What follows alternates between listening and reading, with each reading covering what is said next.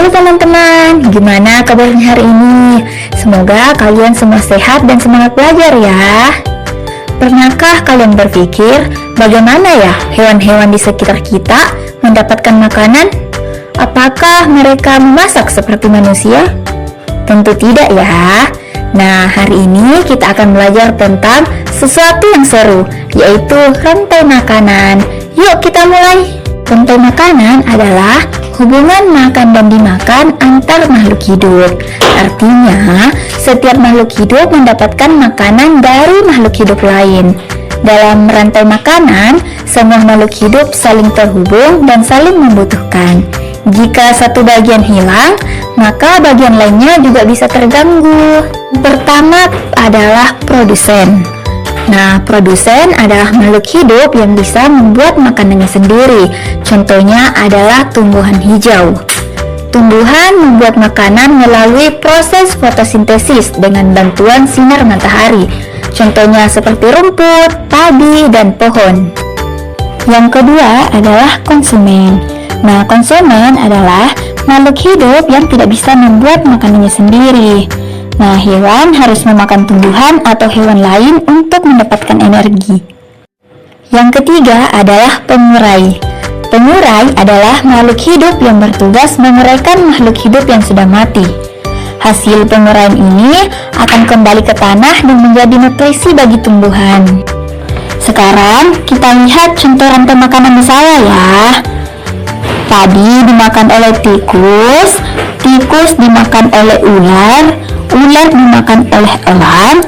Setelah itu, jika makhluk hidup tersebut mati, jamur dan bakteri akan menguraikannya menjadi zat yang bermanfaat bagi tanah. Nah, dari tanah itu, tumbuhan seperti padi bisa tumbuh kembali. Sekarang kita pindah ke lingkungan lain ya, yaitu hutan. Nah, di hutan juga terjadi rantai makanan yang tidak kalah menarik loh.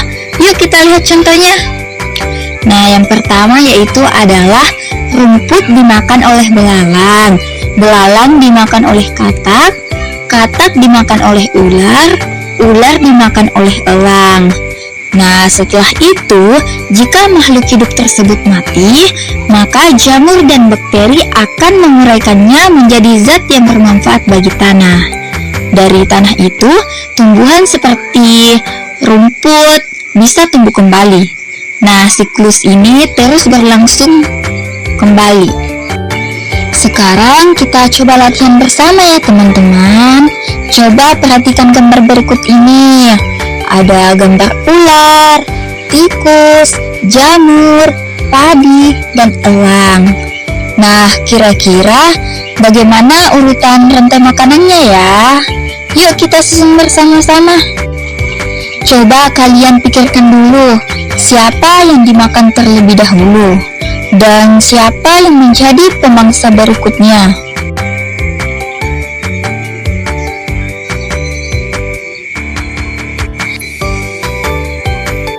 Sekarang kita lihat jawabannya ya.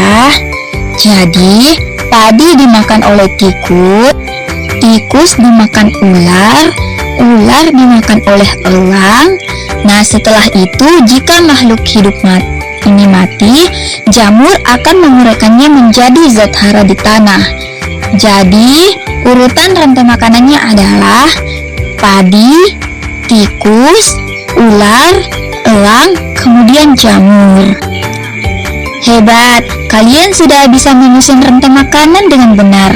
Ingat ya, dalam rantai makanan, tumbuhan sebagai produsen, hewan sebagai konsumen, dan jamur sebagai pengurai. Semua saling terhubung dan tidak bisa dipisahkan. Terus semangat belajar ya teman-teman.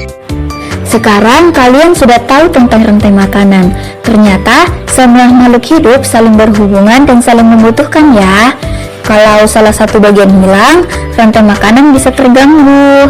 Jadi, kita harus menjaga lingkungan, tidak merusak alam, dan melindungi makhluk hidup di sekitar kita, supaya keseimbangan alam tetap terjaga.